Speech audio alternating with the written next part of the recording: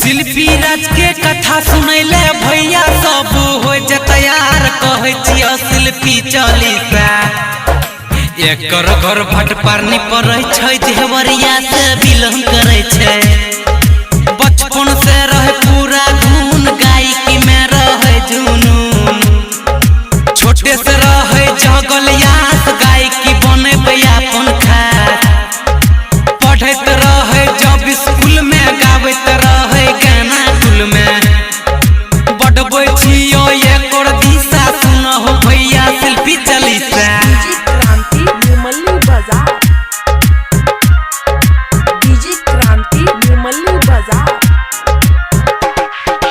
भाई में छले एगो भाई बहिन में छले चार गो दाई बाबू ने छले माई सेहू में शिल्पी छले